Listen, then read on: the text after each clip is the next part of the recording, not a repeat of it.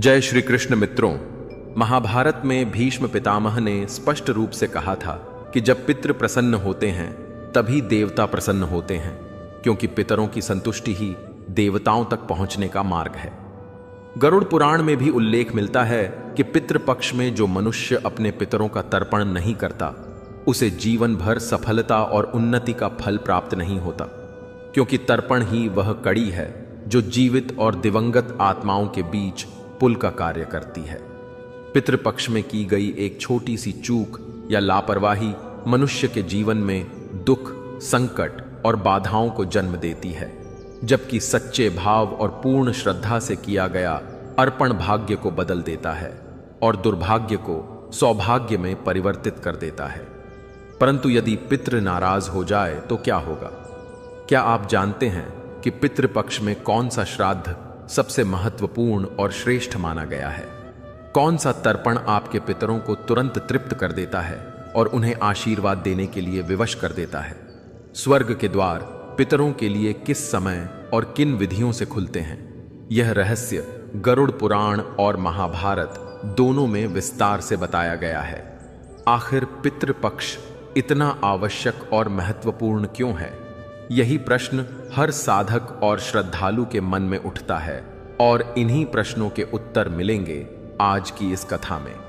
अगर आप चैनल पर नए हैं तो चैनल को अभी सब्सक्राइब करें, क्योंकि आज हम आपके साथ साझा करेंगे कुछ ऐसे अद्भुत बातें और प्रेरणादायी कथाएं जिनके सुनने मात्र से पितृदोष समाप्त हो जाते हैं और मनुष्य को अपार सुख, समृद्धि और शांति का लाभ मिलता है।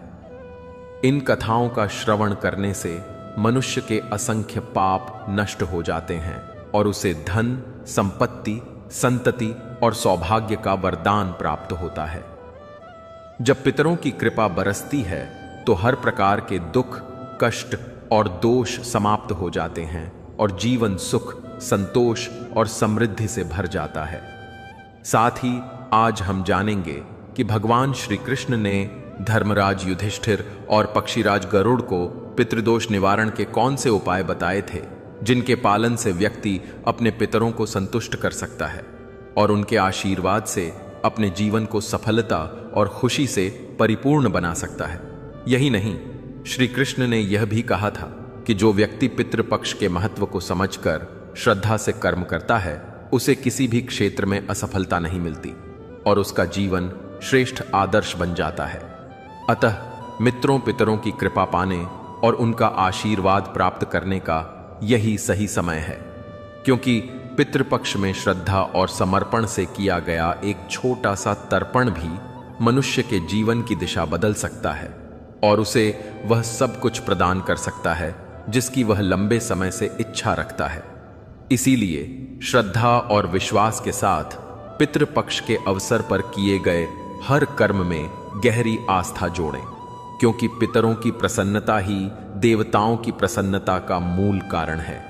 और यही वह सत्य है जिसे महाभारत और गरुड़ पुराण दोनों बार बार स्मरण कराते हैं, ताकि हर व्यक्ति अपने जीवन को धर्म, सद्भाव और सफलता से भर सके और पितरों की असीम कृपा से जीवन को सुख और शांति की ओर ले जा सके। क्योंकि जब पितृ प्रसन्न होते हैं तब समस्त विघ्न दूर होते हैं और जीवन में सुख, शांति और उन्नति के द्वार खुल जाते हैं, जिन्हें सुनकर और समझकर हम अपने जीवन को उत्तम बना सकते हैं। इसलिए यह स्मरण रखना आवश्यक है कि पितृपक्ष केवल एक कर्मकांड नहीं, बल्कि जीवन का आध्यात्मिक आधार है और इसकी महत्ता को समझकर ही हम वास्तविक सुख और प्रगति प्राप्त कर सकते हैं। यही कारण है कि प्राचीन आरसी मुनियों ने पितृ को धर्म का अत्यंत महत्वपूर्ण हिस्सा बताया है और आज भी यह उतना ही प्रासंगिक है जितना हजारों वर्ष पूर्व था, क्योंकि पितृ केवल स्मरण करने से ही प्रसन्न होते हैं और उनके आशीर्वाद से मनुष्य सभी प्रकार के सुख, सौभाग्य और सफलता प्राप्त कर सकते हैं। मित्रों, सनातन धर्म का आधार केवल पूजा पाठ तक सीमित नहीं है, बल्कि यह गहराई से कृतज्ञता की भावना से जुड़ा हुआ है, क्योंकि यही भाव हमें अपने पूर्वजों और माता पिता को देवतुल्य मानने की प्रेरणा देता है। हमारे शास्त्रों ने स्पष्ट रूप से कहा है, मातृ देवो भव, पितृ देवो भव, अर्थात माता पिता और पूर्वज देवताओं के समान पूजनीय है। धर्म ग्रंथों में पितरों को देवताओं से भी पहले पूजनीय बताया गया है, क्योंकि उनका आशीर्वाद ही सत्य, धर्म, धन, समृद्धि और दीर्घायु का आधार बनता है। महाभारत काल का एक प्रसंग हमें यह सिखाता है। महान दानी कर्ण जब मृत्यु के पश्चात स्वर्गलोक में पहुंचे तो उन्हें सोने, चांदी और रत्नों से सुसज्जित महलों में स्थान तो मिला, किंतु भोजन नहीं मिला। तब कर्ण ने आश्चर्य से यमराज से पूछा, मुझे भोजन क्यों नहीं दिया जा रहा? यमराज ने उत्तर दिया, तुमने जीवन भर सोना, चांदी और रत्नों का दान तो किया, परंतु अन्न दान और पितृ तर्पण का पुण्य नहीं कमाया। इस कारण तुम्हारे पितर रुष्ट हैं। कर्ण ने प्रार्थना की, मुझे ज्ञात ही नहीं था कि मेरे पिता कौन हैं, क्योंकि मैं तो कुमारी का पुत्र था। कृपा कर मुझे धरती पर कुछ समय भेज दीजिए ताकि मैं अपनी भूल सुधार कर पितरों का तर्पण कर सकूं। यमराज ने दया करते हुए उसे 16 दिन का समय पृथ्वी पर लौटने का अवसर दिया। कर्ण ने इस अवसर का उपयोग करते हुए विधिपूर्वक पिंडदान और श्राद्ध किया और अपने पितरों को तृप्त कर दिया। यही कारण है कि आज भी पितृपक्ष में पिंडदान, तर्पण और दान का विशेष महत्व माना गया है। मनुष्य जब जन्म लेता है तो वह 3 प्रकार के आर्ण लेकर आता है। पहला देवण, जिसे यज्ञ और पूजन से चुकाया जाता है। दूसरा आर्शीर्ण, जिसे ज्ञान, शिक्षा और धर्म के पालन से चुकाया जाता है। तीसरा पितृ आर्ण, जो माता पिता और पूर्वजों का आर्ण है। इसे केवल श्राद्ध और तर्पण से ही चुकाया जा सकता है। इस पितृ अर्ण की पूर्ति के लिए हमारे शास्त्रों ने पितृपक्ष की परंपरा निर्धारित की। भाद्रपद पूर्णिमा के अगले दिन से लेकर आश्विन अमावस्या तक 16 दिनों का समय विशेष रूप से पितरों के श्राद्ध और तर्पण हेतु नियत किया गया है। ऐसा माना जाता है कि इस अवधि में पितर अदृश्य रूप से धरती पर अपने वंशजों की प्रतीक्षा करते हैं, ताकि वे श्रद्धा से अर्पित अन्न, जल और तर्पण को स्वीकार कर सकें। गरुड़ पुराण में कहा गया है, पिंडो दत्तो जलम दत्तम यत कृतम तर्पणम द्विज अदृष्टम दृष्टवभति तृप्तर भवति शाश्वती। अर्थात श्राद्ध में दिया गया अन्न और जल पितरों तक अदृश्य रूप से पहुंचता है और उन्हें शाश्वत तृप्ति प्रदान करता है। श्राद्ध शब्द की उत्पत्ति भी श्रद्धाया या यथ तत् श्राद्धम से हुई है, जिसका तात्पर्य है कि श्रद्धा से किया गया कर्म ही श्राद्ध कहलाता है। महाभारत के शांति पर्व में एक प्रसंग आता है। युद्ध समाप्त हो चुका था और हस्तिनापुर का सिंहासन धर्मराज युधिष्ठिर को मिल चुका था, लेकिन उनका मन शांति से रहित था। वे चिंतित रहते थे क्योंकि कुरुक्षेत्र की भूमि पर रक्त बहा था और उनके पितामह भीष्म, गुरु द्रोणाचार्य, ज्येष्ठ भ्राता कर्ण और असंख्य संबंधी युद्ध में मारे गए थे। एक दिन उन्होंने श्री कृष्ण से निवेदन किया, हे माधव, यह राज सिंहासन मेरे लिए बोझ बन गया है, क्योंकि मुझे भय है कि कहीं मेरे पितर प्रेत बनकर भटक ना रहे हो। उनके उद्धार का क्या उपाय है? श्री कृष्ण ने उत्तर दिया, धर्मराज, जिन्होंने धर्म की रक्षा हेतु प्राण त्यागे हैं वे स्वर्ग लोक में प्रतिष्ठित हैं, किंतु जिनके मन में श्राद्ध की आशा थी उनके उद्धार के लिए श्राद्ध आवश्यक है। इसी समय को महालय कहा गया। जब सूर्य कन्या राशि में प्रवेश करता है तब यमराज पितरों के द्वार खोलते हैं और पितर गंगा, यमुना तथा पृथ्वी के उन स्थानों पर जाते हैं जहां उनके वंशज तर्पण और श्राद्ध करते हैं। इकाल को पितृपक्ष कहते हैं। यदि इस काल में कोई वंशज श्रद्धा और आस्था से तर्पण करता है तो पितर तृप्त होकर उसे अखंड आशीर्वाद देते हैं और उसके वंश में सुख शांति स्थापित होती है।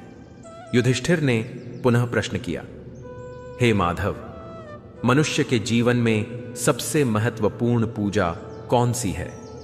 देवताओं की, आर्षियों की या पितरों की? तो मित्रों, यही प्रश्न आज भी हम सबके मन में उठता है कि सच्चे सुख, उन्नति और आशीर्वाद का मूल स्रोत क्या है? देवताओं की पूजा, आर्षियों की सेवा या पितरों की?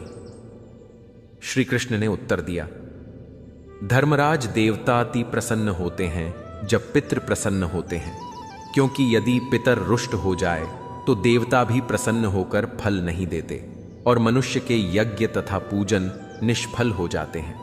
यही कारण है कि श्राद्ध और तर्पण का विधान हमारे धर्म ग्रंथों में सबसे श्रेष्ठ माना गया है। पितृपक्ष में स्वर्ग के द्वार स्वयं खुलते हैं और पितर अपने वंशजों के घर आंगन में अदृश्य रूप से आते हैं। युधिष्ठिर ने उत्सुकतावश प्रश्न किया, क्या केवल अन्न देने से पितर तृप्त हो जाते हैं? श्री कृष्ण ने शांत भाव से उत्तर दिया, अन्न ही जीवन है धर्मराज। जब श्रद्धा और आस्था से अन्न, जल और पिंड अर्पित किए जाते हैं तो उनका सूक्ष्म अंश पितरों तक पहुंचता है। जैसे सुगंध अदृश्य होकर पूरे वातावरण में फैल जाती है, वैसे ही श्राद्ध का पुण्य फल पितरों तक पहुंच जाता है। श्री कृष्ण ने आगे कहा कि श्राद्ध करते समय यह भाव रखना चाहिए कि यह अर्पण निश्चित रूप से मेरे पितरों तक पहुंचे। श्रद्धा का भाव ही श्राद्ध का वास्तविक प्राण है। श्राद्ध 3 प्रकार से किया जाता है। पहला है नित्य तर्पण, जिसमें प्रतिदिन जल और तिल से पितरों को स्मरण किया जाता है। दूसरा है मासिक अमावस्या श्राद्ध, जिसमें पिंडदान का विशेष महत्व है। तीसरा है पितृपक्ष का वार्षिक श्राद्ध, जब स्वर्ग के द्वार खुलते हैं और पितरों का आगमन होता है। इन तीनों में पितृपक्ष का श्राद्ध सबसे महत्वपूर्ण है, क्योंकि इस काल में किया गया पिंडदान अनगिनत यज्ञों से भी अधिक फलदायी होता है। हे धर्मराज, पुराणों में एक राजा धुंधार की कथा मिलती है। वह राजा अत्यंत पराक्रमी और प्रतापी था, परंतु उसने कभी पितरों का तर्पण नहीं किया। एक बार उसके राज्य में भयंकर अकाल पड़ा और विपत्ति चारों ओर छा गई। जब राजा ने रसियों से कारण पूछा तो उन्होंने बताया, राजन, तुम्हारे पितर भूखे प्यासे हैं। वे पितृक से लौटकर तुम्हारे द्वार पर आए थे, परंतु तुमने श्राद्ध नहीं किया। उनके आशीर्वाद के बिना कोई यज्ञ सफल नहीं हो सकता और राज्य समृद्ध नहीं हो सकता। राजा ने तुरंत गंगा तट पर जाकर विधि पूर्वक पिंडदान और तर्पण किया। उसी रात उसे स्वप्न में अपने पितर दिखाई दिए और उन्होंने कहा, वंशज, आज स्वर्ग के द्वार हमारे लिए खुले और तुम्हारे पिंडदान से हम तृप्त हुए। अब तुम्हारा राज्य सुख समृद्धि से भर जाएगा। अगले ही दिन वर्षा होने लगी और राज्य में हरियाली छा गई। पौराणिक मान्यता है कि पितृपक्ष में जब संध्या का समय होता है तो पितर सूक्ष्म शरीर धारण कर अपने वंशजों के घरों में प्रवेश करते हैं। वे देखते हैं कि किसने तर्पण और अन्नदान किया और किसने उपेक्षा की। यदि वंशज श्रद्धा से तर्पण करता है तो पितर प्रसन्न होकर आशीर्वाद देते हैं, और यदि वंशज भूल जाता है तो वे निराश होकर लौट जाते हैं। गरुड़ पुराण में उल्लेख है कि पितृपक्ष के प्रारंभ में यमराज अपने दूतों को आदेश देते हैं, जाओ और पितरों के द्वार खोल दो ताकि वे अपने वंशजों के श्राद्ध हेतु पृथ्वी पर जा सकें। इस प्रकार हर वर्ष पितरों के लिए स्वर्ग द्वार खुलते हैं और वे अपने कुल की ओर बढ़ते हैं। तर्पण की प्रतीक्षा करते हुए कहा गया है कि जब पितर तृप्त होते हैं तो वे 5 विशेष आशीर्वाद देते हैं। पहला, संतान की वृद्धि। दूसरा, अन्न धन की समृद्धि। तीसरा, दीर्घायु और उत्तम स्वास्थ्य। चौथा, सौभाग्य और ऐश्वर्य। और 5वां, परिवार में एकता और शांति। यह 5 वरदान पितर अपने वंशजों को प्रदान करते हैं। यदि कोई व्यक्ति गया, प्रयाग या अन्य तीर्थों पर जाकर पिंडदान करता है तो पितर तुरंत स्वर्ग प्राप्त करते हैं। यहां तक कि जो आत्माएं प्रेत योनि में भटक रही होती हैं, वे भी मुक्त होकर स्वर्ग लोक तक पहुंचती हैं। इसलिए इसे मोक्षदायिनी श्राद्ध कहा गया है। गरुड़ पुराण में कहा गया है कि जिस घर में पितरों का विधि पूर्वक श्राद्ध होता है, वहां देवता भी प्रसन्न होकर निवास करते हैं और लक्ष्मी स्थायी रूप से टिकती है। एक बार देवताओं ने ब्रह्मा जी से पूछा, भगवन, यह पितृपक्ष क्यों और किस उद्देश्य से निर्धारित किया गया है? ब्रह्मा जी ने उत्तर दिया, हे देवग, जब कोई मनुष्य अपने स्वर्गीय पुण्य का भोग कर पुनः धरती पर जन्म लेता है, तब उसके पितर पितृक में रहते हैं और चाहते हैं कि उनके वंशज उन्हें स्मरण करें। जब लोग भूल जाते हैं तब पितर दुखी होते हैं। इसलिए मैंने वर्ष में 16 दिन का यह विशेष काल निर्धारित किया, जिसमें श्राद्ध करने वाला मनुष्य अपने पितरों को तृप्त कर स्वर्गीय सुख का अधिकारी बनता है। महालय अमावस्या, जो पितृपक्ष का अंतिम दिन है, अत्यंत शुभ और फलदायी मानी जाती है। इस दिन किया गया श्राद्ध सभी पितरों तक पहुंचता है, चाहे वे किसी भी योनि में हो। एक समय पक्षीराज गरुड़ अपने मन में गहन जिज्ञासा लिए भगवान श्री कृष्ण के पास आए और प्रणाम करके बोले, हे प्रभु, पितृपक्ष में पितरों की पूजा करने से कौन सा फल प्राप्त होता है और पितरों की शांति के लिए कौन से उपाय किए जाने चाहिए?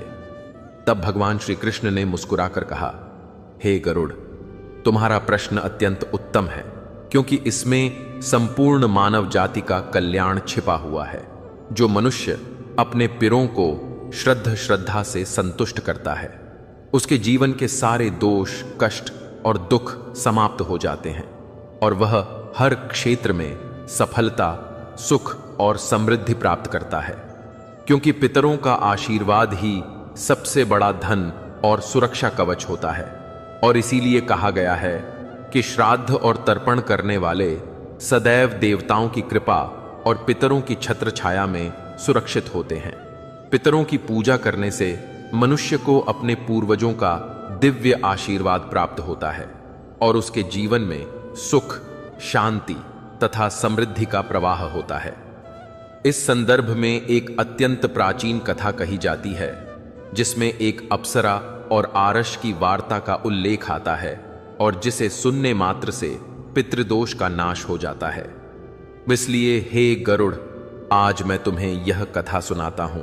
इसे ध्यानपूर्वक सुनना, क्योंकि इसमें छिपे रहस्य तुम्हारे सभी प्रश्नों का समाधान कर देंगे। इस कथा को सुनने वाला व्यक्ति पितृकृपा का अधिकारी बनता है और उसके जीवन से दुख, संकट तथा दोष सदा के लिए समाप्त हो जाते हैं। श्री कृष्ण ने कहा, हे गरुड़, यह प्रसंग अत्यंत प्राचीन काल का है, जब रुचि नामक एक राजा थे। वे सांसारिक मोह, भोग और विलासिता को छोड़कर निर्भय होकर ब्रह्मचर्य का पालन करने लगे थे। उन्होंने गृहस्थ जीवन से विरक्ति ले ली और केवल वन वन भटकते रहते थे। दिन में केवल एक बार भोजन करते तपस्या में लीन रहते और सांसारिक बंधनों से पूर्णतः मुक्त हो चुके थे। जब उनके पितृगों ने देखा कि उनका वंशज गृहस्थ जीवन का त्याग कर रहा है, तो वे अत्यंत चिंतित हो गए, क्योंकि वंश की निरंतरता संतान से होती है और बिना संतान के वंश परंपरा टूट जाती है। पितरों ने विचार किया कि यदि हमारा वंशज ऐसे ही वैराग्य में जीवन व्यतीत करता रहा तो वंश समाप्त हो जाएगा। इसलिए वे स्वयं रुचि आरश के पास प्रकट हुए। जब रुचि गहन ध्यान में लीन थे, तभी उनके समक्ष 4 दिव्य आत्माएं प्रकट हुईं। उन्हें देखकर आर्षि आश्चर्यचकित रह गए और विनम्र होकर प्रणाम किया तथा पूछा, हे महान आत्माओं, आप कौन हैं और किस कारण मेरे सम्मुख पधारे हैं? तब वे दिव्य आत्माएं बोलीं, वत्स, हम तुम्हारे पितर हैं और तुम्हारे इस वैराग्यपूर्ण आचरण से अत्यंत दुखी हैं। इसलिए हम तुम्हें मार्गदर्शन देने आए हैं। ऋषि ने आदरपूर्वक कहा, हे पूर्वजों, आप सभी के दर्शन पाकर मैं कृतार्थ हुआ हूं, किंतु आप मेरे आचरण से असंतुष्ट क्यों हैं? कृपया विस्तार से बताइए कि मुझसे ऐसी कौन सी भूल हुई है जिससे आप दुखी हैं? तब पितर बोले, वत्स, तुमने विवाह क्यों नहीं किया? विवाह मनुष्य जीवन का आधार है। विवाह से ही वंश चलता है और संतान के माध्यम से पितृ आ से मुक्ति मिलती है। गृहस्थ आश्रम ही ऐसा मार्ग है जिसमें देवताओं की पूजा, पितरों का तर्पण, ऋषियों का सम्मान और याचकों का सत्कार संभव है। जो व्यक्ति विवाह नहीं करता और संतान उत्पन्न नहीं करता, वह देव आरण और पितृ आरण से मुक्त नहीं हो सकता। संसार में प्रत्येक मनुष्य ऊर्षियों, देवताओं, पितरों और प्राणियों का ऋणी होता है। संतान की उत्पत्ति के बिना तुम स्वर्ग कैसे प्राप्त करोगे? देव पूजा, पितृ तर्पण और गृहस्थ जीवन के बिना मोक्ष प्राप्त करना कठिन है। यदि तुम विवाह से विमुख रहोगे तो मरने के बाद नरक प्राप्त करोगे और अगले जन्म में भी कष्ट भोगोगे। यह सुनकर आर्षि रुचि ने उत्तर दिया, हे पितरों, विवाह जीवन में बंधन और दुख का कारण बनता है। स्त्री संग और परिग्रह से पाप बढ़ता है और अंत समय में अधोगति होती है। मैंने इसी कारण विवाह नहीं किया है। मेरे लिए वह श्रेष्ठ है जो अविवाहित रहकर प्रतिदिन ज्ञान का अभ्यास करता है और विद्या के अमृत से आत्मा को निर्मल करता है। इंद्रियों को वश में रखकर आत्मा को शुद्ध करना ही सच्चा साधन है। यह सुनकर पितरों ने कहा, वत्स, तुम्हारा कथन एक हद तक उचित है, किंतु यह मार्ग पूर्ण कल्याणकारी नहीं है। केवल संयम और वैराग्य से पितृ आरण का निवारण नहीं होता। गृहस्थ जीवन से ही संतुलन बनता है। इंद्रियों पर नियंत्रण रखते हुए विवाह करके संतान उत्पन्न करने और पितरों का तर्पण करने से ही स्वर्ग और मोक्ष प्राप्त होता है।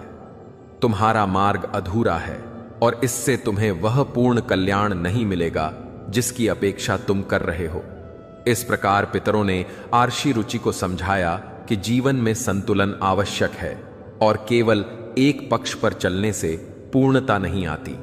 गृहस्थ धर्म, देव पूजन और पितृ तर्पण को साथ लेकर चलना ही सच्चा धर्म है। इसलिए मनुष्य को वैराग्य और ज्ञान के साथ साथ विवाह और गृहस्थ धर्म का भी पालन करना चाहिए, क्योंकि यही वह मार्ग है जिससे वंश चलता है और पितरों की संतुष्टि होती है। हे गरुड़, इस कथा का यही संदेश है कि पितरों की पूजा और श्राद्ध से न केवल वे प्रसन्न होते हैं, बल्कि उनका आशीर्वाद जीवन के हर क्षेत्र में सुख और सफलता देता है। इसलिए हर मनुष्य को यह स्मरण रखना चाहिए कि पितरों के बिना जीवन अधूरा है और उनकी कृपा से ही हमारा अस्तित्व है। और यही कारण है कि पितृपक्ष का महत्व अनादिकाल से लेकर आज तक बना हुआ है, क्योंकि जब हम अपने पूर्वजों को प्रसन्न करते हैं तभी देवता भी हम पक के कृपा करते हैं और हमारा जीवन संपूर्ण बनता है। क्योंकि वास्तव में पितरों के आशीर्वाद के बिना कोई भी मनुष्य न तो समृद्धि पा सकता है और ना ही शांति। और यदि तुम इस तथ्य को भली भांति समझ लोगे तो जान जाओगे कि तुम स्वयं पितरों की छत्र छाया में सुरक्षित रह रहे हो। यही कारण है कि ऋषियों ने कहा है, हे मनुष्य, अपने पूर्वजों का तर्पण करना मत भूलना, क्योंकि उनके आशीर्वाद से ही तुम्हारे जीवन का हर संकट दूर होगा और तुम सदा सुख और समृद्धि का अनुभव करते रहोगे। इसीलिए गरुड़ स्मरण रखो कि पितरों की कृपा से ही जीवन में वास्तविक उन्नति और संतोष प्राप्त होते हैं और उनका स्मरण ही हमें सच्चे धर्म और मोक्ष की ओर ले जाता है। क्योंकि अंततः पितरों की कृपा से ही सब कुछ संभव होता है और उनके आशीर्वाद के बिना जीवन अधूरा रह जाता है। इसलिए हे गरुड़, सदैव याद रखना कि पितरों का आशीर्वाद ही मनुष्य का सबसे बड़ा धन है और वही उसे हर मार्ग पर सफलता और मोक्ष की ओर ले जाता है। यही कारण है कि आज भी सभी लोग पितृपक्ष में तर्पण और श्राद्ध करते हैं और यही उनके जीवन की सबसे बड़ी साधना कही जाती है। क्योंकि बिना पितरों की कृपा के कोई भी सुख और शांति स्थायी नहीं रह सकते। और यह सत्य तुम सदैव अपने हृदय में धारण करके चल रहे हो। यज्ञ, तप और दान के द्वारा जब मनुष्य अपने अमंगल और पाप कर्मों को दूर करते हुए निष्काम भाव से जीवन जीता है, तब उसके शुभ और अशुभ कर्म भी बंधन का कारण नहीं बनते। जो भी पूर्व जन्म का संचित कर्म है वह भोग के द्वारा धीरे धीरे नष्ट हो जाता है और जो पुण्य कर्म है वह सुख दुख के अनुभव से निरंतर समाप्त होता रहता है। तब आर्षि रुचि ने अपने पितामह से कहा, हे पितामह, वेदों में कर्म मार्ग का प्रतिपादन वास्तव में अविद्या और माया की पुष्टि करता है। ऐसे में आप मुझे विवाह करने के लिए क्यों प्रेरित कर रहे हैं? विवाह करने से तो मुझे केवल बंधन और अनिष्ट ही मिलेगा। इस पर पितरों ने उत्तर दिया, वत्स, तुम्हारा यह कहना कि कर्म अविद्या है सत्य अवश्य है, किंतु विद्या प्राप्त करना भी एक प्रकार का कर्म है।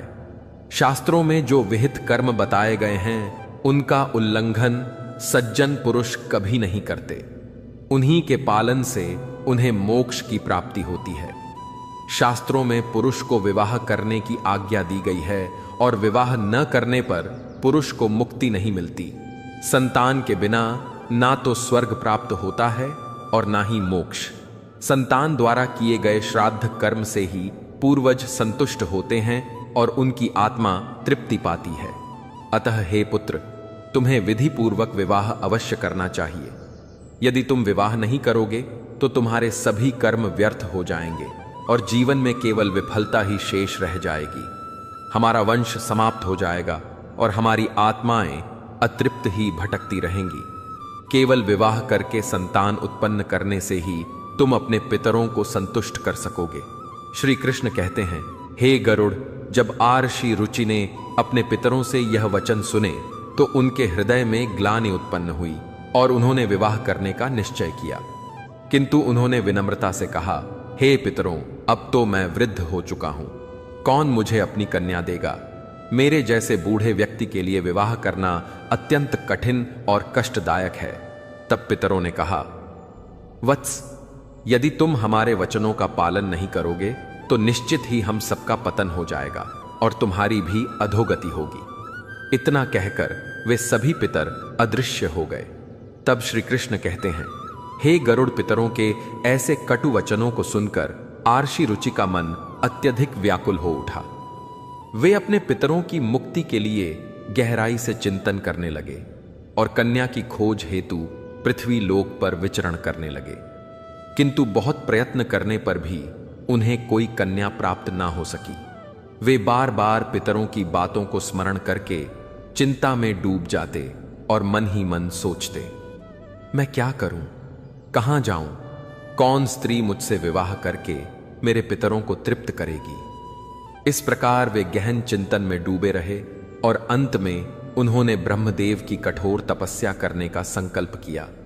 उन्होंने 100 वर्षों तक वन में कठोर तप किया, न अन्न लिया न जल पिया, केवल ध्यान और उपवास में ही जीवन बिताया। अंततः उनकी तपस्या से प्रसन्न होकर जगत पिता ब्रह्मा प्रकट हुए और उन्होंने कहा, हे रुचि, मैं तुम्हारी घोर तपस्या से अत्यंत संतुष्ट हूं। जो भी अभिलाषा तुम्हारे मन में है उसे प्रकट करो, मैं उसे अवश्य पूर्ण करूंगा।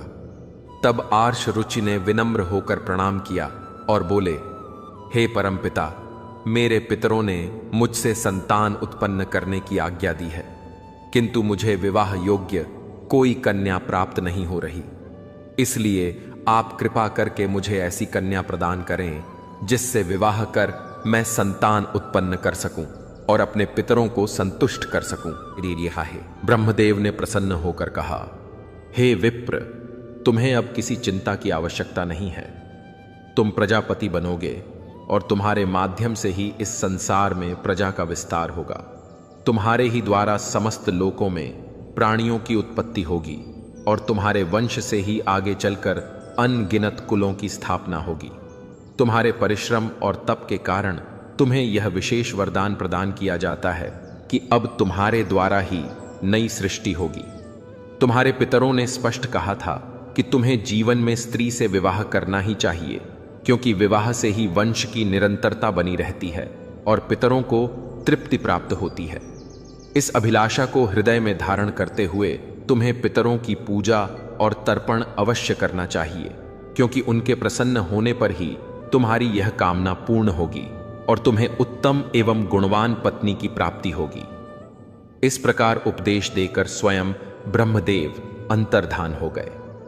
ब्रह्मा जी के वचन सुनकर महर्षि रुचि ने पुनः अपने पितरों को प्रसन्न करने का दृढ़ निश्चय किया और वे एक पवित्र नदी के तट पर पहुंचे, जहां एकांत में उन्होंने श्रद्धा भाव से पितरों का तर्पण किया और उन्हें संतृप्त किया।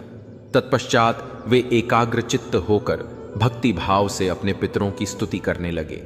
श्री कृष्ण ने कहा, हे गरुड़, जो स्तुति महर्षि रुचि ने अपने पितरों के लिए की उसे प्रत्येक मनुष्य को श्रद्धा भाव से सुनना चाहिए। यह स्तुति इतनी प्रभावशाली है कि इसके श्रवण मात्र से ही असंख्य पापों का क्षय होता है और सभी पितृदोष नष्ट हो जाते हैं। यही कारण है कि इसे सुनने वाले को पितरों का दिव्य आशीर्वाद प्राप्त होता है। बब ध्यानपूर्वक सुनो वह स्तुति। जो अधिदेवता स्वरूप में स्थित हैं और श्राद्ध काल में श्रद्धा मंत्र से देवताओं के द्वारा तृप्त किए जाते हैं, उन सभी दिव्य पितरों को मैं नमस्कार करता हूं।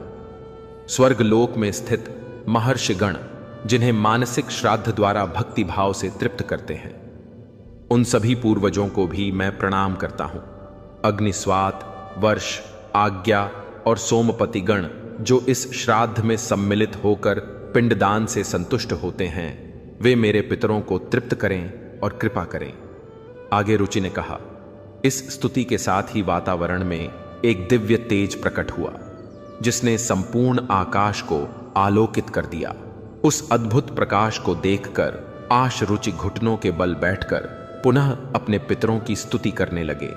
उनकी भक्ति और समर्पण से प्रसन्न होकर पितृ प्रकट हुए और बोले, हे पुत्र, तुम्हारी इस स्तुति से हम अत्यंत प्रसन्न हैं। अब तुम अपनी इच्छा निसंकोच कहो।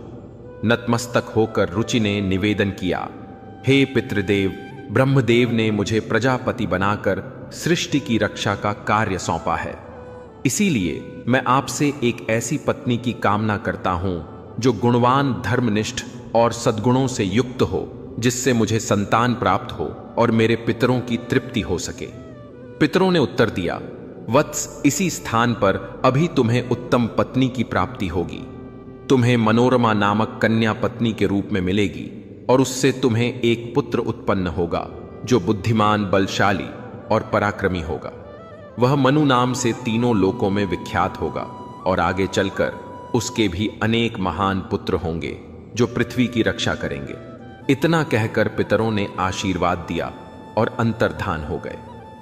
पितरों के अदृश्य होते ही उसी क्षण पितरों की कृपा से नदी के मध्य से एक दिव्य अप्सरा प्रकट हुई। वह अत्यंत सुंदर थी और उसकी वाणी मधुरता से भरी हुई थी। उसने महर्षि रुचि से कहा, हे तपस्वी वरुण पुत्र, महर्षि पुष्कर के द्वारा मेरी एक अद्भुत और सुंदर कन्या उत्पन्न हुई है। उसका नाम मानिनी है।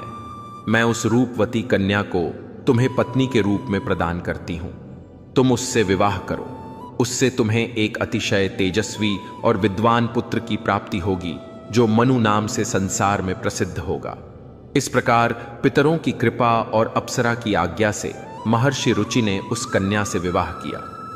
श्री कृष्ण कहते हैं, हे गरुड़, जिस प्रकार आशि रुचि ने अपने पितरों को भक्ति और श्रद्धा से प्रसन्न करके विवाह योग्य कन्या की प्राप्ति की और अपने वंश की निरंतरता सुनिश्चित की, उसी प्रकार हर मनुष्य को चाहिए कि वह अपने पितरों के प्रति आदर और समर्पण भाव रखे, क्योंकि यही वह मार्ग है जिससे वंश उन्नति और जीवन की पूर्णता मिलती है। कथा के अंत में भगवान श्री कृष्ण ने गरुड़ जी को विस्तार से पितरों को प्रसन्न करने के विविध उपाय बताए, जो न केवल पितृदोष को दूर करते हैं बल्कि पितरों की दिव्य कृपा भी दिलाते हैं। श्री कृष्ण कहते हैं, पितरों को संतुष्ट करने के लिए सबसे पहला और मुख्य उपाय तर्पण है। तर्पण का तात्पर्य है पवित्र भावना और श्रद्धा से जल अर्पण करना।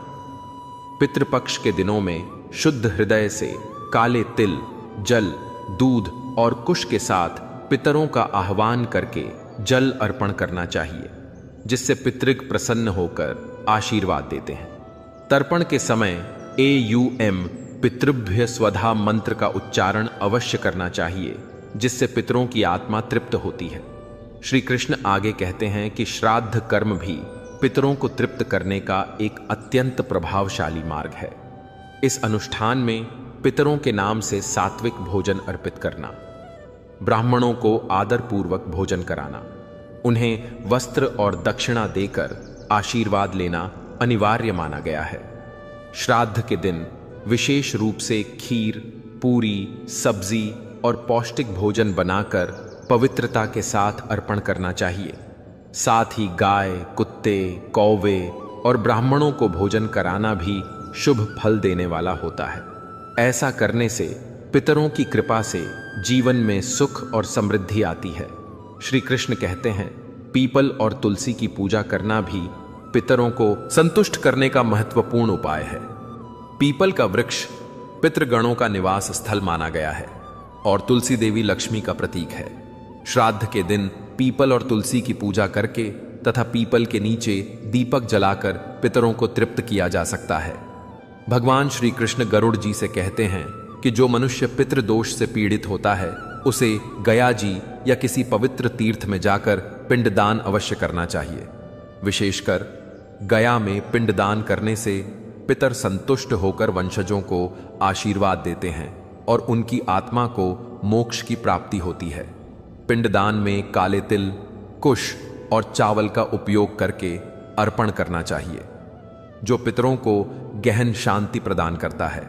श्री कृष्ण कहते हैं, श्राद्ध पक्ष में व्रत रखना, सात्विक भोजन करना और ब्रह्मचर्य का पालन करना आवश्यक है। इस समय मांस, मदिरा और तामसिक आहार का सेवन वर्जित है। व्रत के दौरान भगवान विष्णु, शिव और देवी लक्ष्मी की आराधना करनी चाहिए। इससे पितरों की आत्मा प्रसन्न होती है और आशीर्वाद प्रदान करती है। पितरों को संतुष्ट करने का एक और श्रेष्ठ मार्ग है अन्नदान और वस्त्रदान। गरीबों, ब्राह्मणों और साधुओं को श्रद्धा से भोजन और वस्त्र प्रदान करने से पितरों की आत्मा तृप्त होती है। इससे मनुष्य को अपार पुण्य की प्राप्ति होती है और पितृदोष नष्ट होते हैं। साथ ही घर परिवार में सुख समृद्धि आती है। भगवान श्री कृष्ण ने यह भी बताया कि पवित्र नदियों में, विशेषकर गंगा में स्नान करके पितरों के निमित्त जल अर्पण करना अत्यंत फलदायी है। गंगा जल पितरों की तृप्ति के लिए सर्वोत्तम माना गया है, क्योंकि इसके प्रभाव से पितृदोष समाप्त होते हैं और पितर संतुष्ट होकर आशीर्वाद देते हैं। इस प्रकार श्री कृष्ण ने गरुड़ जी को पितरों की पूजा और तर्पण के महत्व को विस्तार से समझाया और यह बताया कि जब मनुष्य श्रद्धा और विश्वास से इन उपायों को करता है तो उसका जीवन सभी प्रकार के दोषों से मुक्त होकर सुख, शांति और समृद्धि से परिपूर्ण हो जाता है। क्योंकि पितरों की कृपा ही वह अदृश्य शक्ति है जो मनुष्य के जीवन को संवारती है और उसे धर्म, अर्थ, काम और मोक्ष चारों पुरुषार्थों की सिद्धि प्रदान करती है। इसलिए श्री कृष्ण कहते हैं कि पितरों की उपासना केवल एक कर्तव्य ही नहीं बल्कि संपूर्ण जीवन की सफलता का आधार होती है। और जब मनुष्य इसे हृदय से करता है तो उसका वंश निरंतर उन्नति करता है और उसका जीवन सार्थक होता है। यही कारण है कि पितरों की आराधना को शास्त्रों में सर्वोत्तम कर्म कहा गया है, क्योंकि पितृग अदृश्य होते हुए भी संतानों के जीवन का मार्ग प्रशस्त करते हैं और उनका आशीर्वाद ही जीवन की सभी बाधाओं को दूर करके परम शांति प्रदान करता है। इसलिए जो लोग श्रद्धा भाव से पितरों की पूजा करते हैं वे सदा सुखी रहते हैं और उनके वंशज भी दिव्य आशीष से परिपूर्ण होते हैं। यही कारण है कि श्री कृष्ण कहते हैं, हे गरुड़, पितरों को तृप्त करना ही वास्तविक धर्म है, क्योंकि वे ही जीवन के संरक्षक होते हैं। इसीलिए पितरों की उपासना, श्राद्ध, तर्पण, दान और तीर्थ स्नान जैसे उपाय मनुष्य को अवश्य करने चाहिए, क्योंकि यही उपाय पितरों को प्रसन्न करके जीवन को सफल और वंश को महान बनाने वाले होते हैं। इसीलिए कहा गया है कि पितरों की कृपा से ही संतान उन्नति करती है, वंश पुष्ट होता है और जीवन की सभी बाधाएं समाप्त होती हैं, क्योंकि पितृग सदैव अपने वंशजों की रक्षा करने वाले दिव्य संरक्षक होते हैं। इसलिए हे गरुड़, श्री कृष्ण कहते हैं, पितरों को प्रसन्न करना ही सबसे बड़ा धर्म और सर्वोच्च कर्तव्य है, क्योंकि जब वे संतुष्ट होते हैं तब समस्त लोकों में मंगल की स्थापना होती है और मनुष्य को जीवन के हर क्षेत्र में सफलता प्राप्त होती है। इस प्रकार पितरों की कृपा से ही जीवन आलोकित होता है और वंशज धर्म और कर्तव्य पथ पर सदैव अग्रसर होते हैं। यही कारण है कि पितरों का स्मरण, उनका पूजन और उनका तर्पण शास्त्रों में अनिवार्य माना गया है, क्योंकि पितरों की कृपा से ही जीवन के सभी कार्य सफल होते हैं।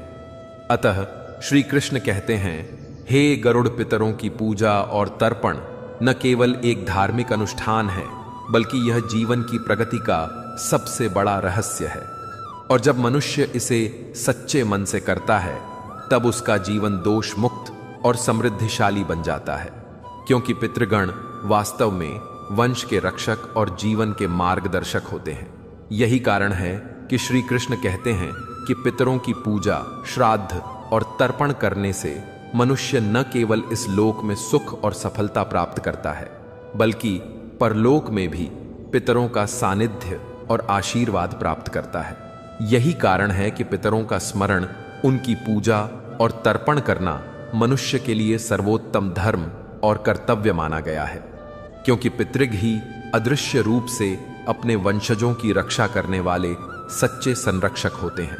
इसीलिए श्री कृष्ण कहते हैं, हे गरुड़, पितरों को प्रसन्न करके ही मनुष्य अपने जीवन में वास्तविक सुख, समृद्धि और शांति प्राप्त करता है, क्योंकि पितृग सदैव अपने वंशजों पर कृपा दृष्टि रखते हैं और यही उनका आशीर्वाद जीवन को उज्जवल बनाता है और सभी संकटों को दूर करता है। अतः हे गरुड़, याद रखो कि पितरों की आराधना ही सबसे महान कर्तव्य और श्रेष्ठ धर्म है, क्योंकि पितृगण ही वंश की उन्नति और जीवन की प्रगति के वास्तविक आधार होते हैं। गंगा में पवित्र स्नान करने से मनुष्य के भीतर संचित पाप और दोष धुल जाते हैं तथा पितरों की आत्मा को गहन शांति प्राप्त होती है। इस पुण्य कार्य से पितर प्रसन्न होकर अपने वंशजों को दीर्घायु, समृद्धि और सुख का आशीर्वाद प्रदान करते हैं। श्री कृष्ण कहते हैं, हे गरुड़, पितरों को प्रसन्न करने का सर्वोत्तम मार्ग केवल जल अर्पण या स्नान तक सीमित नहीं है, बल्कि सत्संग में सम्मिलित होना और पवित्र ग्रंथों का श्रवण तथा पाठ करना भी उतना ही महत्वपूर्ण है। विशेषकर भगवत गीता का नियमित पाठ जीवन को शुद्ध और आलोकित करता है।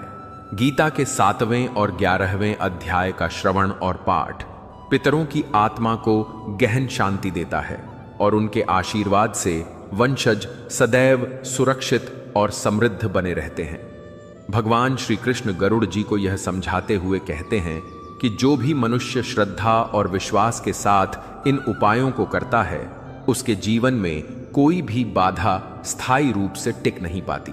पितरों की कृपा से उसके दोष नष्ट होते हैं और परिवार में सुख, शांति और सौहार्द बना रहता है। श्री कृष्ण कहते हैं, नियमित रूप से पितरों की पूजा, तर्पण और दान करने से पितृदोष से मुक्ति मिलती है और पितृग संतुष्ट होकर वंशजों को आशीर्वाद देते हैं। इसी कारण कहा गया है कि पितरों का स्मरण और तर्पण करना हर मानव का कर्तव्य है।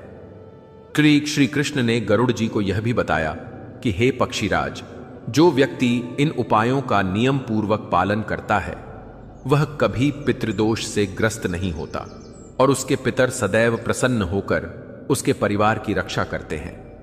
आगे भगवान श्री कृष्ण ने एक प्रसंग का उल्लेख करते हुए कहा कि सत्ययुग में रुक्मांगद नामक राजा अत्यंत धर्मनिष्ठ और वचनबद्ध था। उसने प्रतिज्ञा की थी कि किसी भी स्थिति में धर्म नियम नहीं तोड़ेगा। एक बार पितृपक्ष आया और राजा ने श्राद्ध का व्रत किया। उसी समय नारद मुनि प्रकट हुए और बोले, राजन, इस बार देवताओं के लोक में एक महान यज्ञ होने जा रहा है, आपको वहां उपस्थित होना आवश्यक है। रुक्मांगद ने विनम्रता से उत्तर दिया कि मुनिवर, पितृपक्ष में श्राद्ध त्यागना अधर्म होगा और मैं ऐसा अपराध नहीं कर सकता। तब नारद जी ने कहा कि राजन, यह देवताओं का आदेश है, आपको अवश्य जाना होगा। यहां आपके स्थान पर आपकी रानी यह व्रत निभाएगी। राजा अनच्छा से देवताओं के यज्ञ में गए और रानी ने श्राद्ध का अनुष्ठान किया, किंतु एक दिन वह भूलवश व्रत में चूक गई। जब राजा वापस आए तो पितर अत्यंत अप्रसन्न हुए और स्वप्न में प्रकट होकर कहने लगे कि राजन, तुमने हमें भूखा रखा है, अब तुम्हारे वंश पर संकट अवश्य आएगा। यह सुनकर राजा अत्यंत दुखी हुए और उन्होंने प्रायश्चित करने का संकल्प लिया। उन्होंने ब्राह्मणों को दान दिया, गंगा स्नान किया और पितरों की आराधना करके उन्हें संतुष्ट किया। तब जाकर पितरों ने प्रसन्न होकर शांति प्रदान की। इस कथा से यह शिक्षा मिलती है कि श्राद्ध कार्य को कभी टालना या हल्के में लेना नहीं चाहिए, क्योंकि यह केवल एक अनुष्ठान नहीं, बल्कि पितरों के प्रति कृतज्ञता और श्रद्धा का प्रतीक है।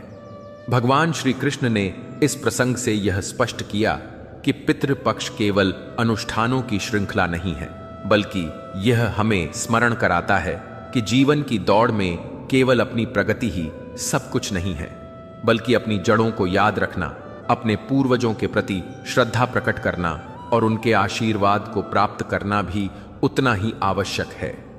यही कारण है कि शास्त्रों ने श्राद्ध, तर्पण और दान को सर्वोत्तम कर्मों में गिना है, क्योंकि जब पितर प्रसन्न होते हैं तो परिवार, समाज और संपूर्ण वंश उन्नति की ओर अग्रसर होता है। इसीलिए पितृपक्ष हमें यह गहन संदेश देता है कि पूर्वजों की स्मृति, श्रद्धा से किया गया अर्पण और संतोषपूर्ण जीवन ही वास्तविक सनातन धर्म के सार हैं। दोस्तों, इस वीडियो में बस इतना ही। मैं आशा करता हूं कि आपको इस वीडियो से बहुत कुछ जानने को मिला होगा।